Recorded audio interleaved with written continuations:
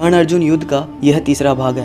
पहला और दूसरे भाग का लिंक आपको डिस्क्रिप्शन में मिल जाएगा। इसके बाद कहा जाता है दोनों योद्धा पुनः युद्ध करने लगते हैं।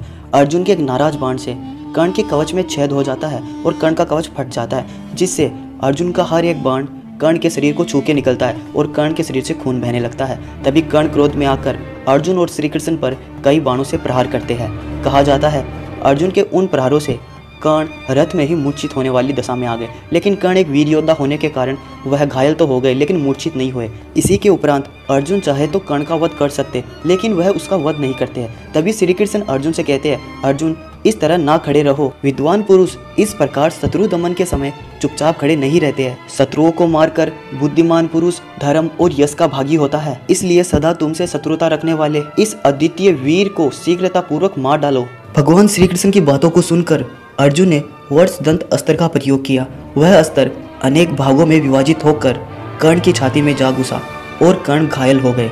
उसी समय मानो काल रूपी छाया प्रकट होती है और कहती है, कर्ण तुम्हारा अंतिम समय आ गया है। धरती तुम्हारे पहिए को अपने अंदर समा लेगी। तभी घायल कर्ण ने भगवान परशुराम के भार्गव अस्त्र का आह्वान किया, किंतु भगवान परशुराम का श्राप उसी समय फलित होता है और कर्ण उन सबकी दिव्य शिक्षा भूल जाता है। और मानो उस ब्राह्मण का श्राप भी कर्ण को स्मरण होता है कि तुम्हारे रथ का पहिया भी जमीन में धंस जाएगा। इन सब के पश्चात कर्ण परमात्मा से बोले, धर्म पुरुषों से सदैव सुना है कि धर्मपरायण पुरुषों की धर्म ही रक्षा करता है। मैंने सदैव अपने धर्म का पालन किया है, किंतु धर्म भी हमें मारता ही है। हे विधाता, धर्म भी किसी की रक्षा नहीं करता। ये सब होने के बाद भी कर्ण ने अपने हाथों से अपना विजय धनुष नहीं छोड़ा और अपने साहस को इकट्ठा कर कर अर्जुन और श्री कृष्ण पर अनेकों बाण छोड़े। तब श्री कृष्ण अर्जुन से पुनः कहते हैं, हे पार्थ, कोई उत्तम बाण छोड़ो। तब अर्जुन ने ब्रह्मास्त्र का आह्वान किया और उसे आकाश की तरफ छोड़ा। आकाश से असंख्य बाणों की वर्षा होने लगी और वे सभी बाण जाकर कर्ण के रथ पर गिरने लगे, किंतु कर्ण ने अपनी वीरता से उन सभी बाणों को महाविनाशक बाणों की सहायता से नष्ट करना प्रारंभ कर दिया। वह समय एक उत्तम और एक महान युद्ध का प्रतीक था, क्योंकि घायल कर्ण इस प्रकार उन सभी ब्रह्मास्त्र को नष्ट करता जा रहा था। इसके पश्चात कर्ण ने पुनः एक बाण अर्जुन की तरफ छोड़ा और उसके विजय धनुष की डोरी को काट डाला।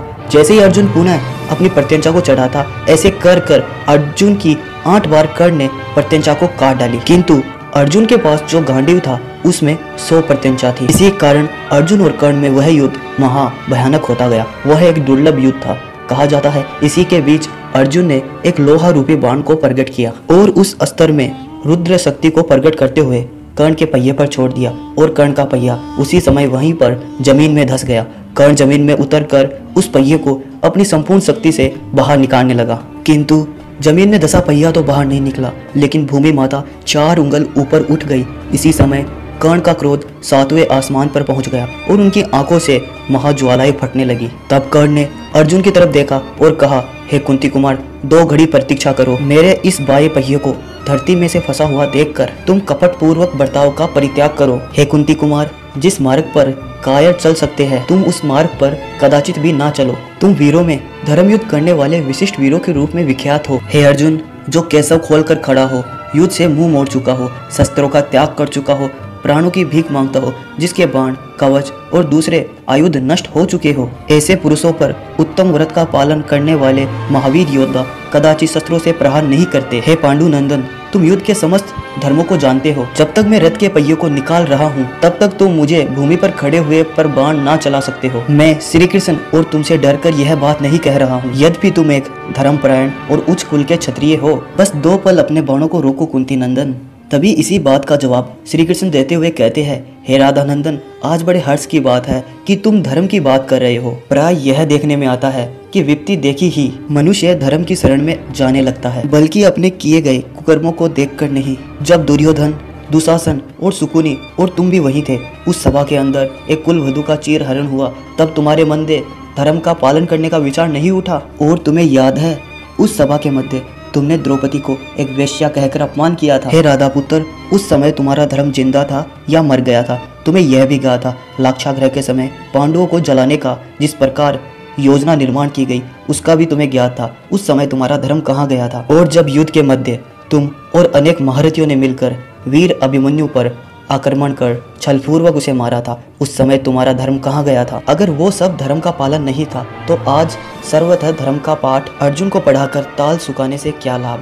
तब श्री कृष्ण एक पुरानी घटना का वर्णन करते हुए कर्ण को कहते हैं, पूर्व काल में पुष्कर ने राजा नल को जुए में जीत लिया था, किंतु अपने पराक्रम से उन्होंने पुनः अपने राज्य को प्राप्त किया। उसी प्रकार लोभ शून्य पांडव जो 5 गांवों पर भी संतोष कान लेते, किंतु अब ये पांडव पूर्ण शत्रुओं का नाश कर अपने राज्य पर पुनः जीत हासिल कर लेंगे। पांडवों ने सदैव धर्म को सुरक्षित रखा है, अतः धर्म ही इनकी रक्षा करेगा और धृतराष्ट्र के सभी पुत्रों और सगे संबंधियों का नाश होगा। उन सबको सुनकर राधे कर्ण का मस्तक लज्जा से नीचे झुक गया। तब कर्ण रथ के पहियों को छोड़ पुनः रथ पर जाके चढ़ा और कर्ण और अर्जुन में पुनः युद्ध प्रारंभ हुआ। कर्ण ने ब्रह्मास्त्र का आह्वान कर अर्जुन पर प्रहार किया। अर्जुन ने ब्रह्मास्त्र को ब्रह्मास्त्र से ही काट डाला। इस प्रकार उन दोनों में केवल दिव्य अस्त्रों से महायुद्ध होने लगा। तभी कर्ण ने एक शक्तिशाली वज्र रूपी अस्त्र का आह्वान किया जो इतनी तीव्र गति से जाकर अर्जुन के वक्ष में घुस गया। इससे अर्जुन की ढील गांडीव से नीचे हो गई, अर्थात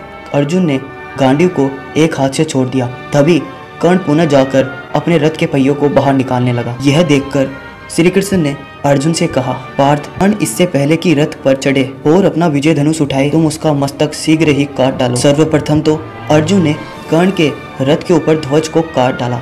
मानो ऐसा लगा कौरवों के यश और अभिमान का उसी समय अंत हो गया। तब अर्जुन ने अपने तरकस से एक अंजलिक बाण निकाला। उस बाण की गति को रोकना अत्यंत दुर्गम था। अर्जुन ने उसे गांडीव पर रख कर अभिमंत्रित किया और कहा, अगर मैंने तब किया हो, गुरुजनों को अपनी सेवा से संतुष्ट किया हो, अपने हितैषी मित्रों की बात ध्यानपूर्वक सुनी हो, तो यह बाण मेरे शक्तिशाली शत्रु का नाश कर डाले। इतना कहकर अर्जुन ने अंजलिक अस्त्र को कर्ण के मस्तक की तरफ छोड़ दिया और वह दिव्य अस्त्र तीव्र गति से जाकर कर्ण से उसके मस्तक को अलग कर देता है और उसके बाद उसका शरीर भी एक पल के साथ धराशायी हो गया। महाभारत के अंदर कर्ण का जीवन अत्यंत ही दुर्लभ और महान था। वह एक दानवीर के रूप में प्रसिद्ध हुए। दोस्तों, आपको कर्ण अर्जुन का यह महायुद्ध कैसा प्रतीत हुआ? अगर वीडियो पसंद आई तो इसे लाइक और शेयर जरूर करें। हमारी यह वीडियो वास्तविकता पर आधारित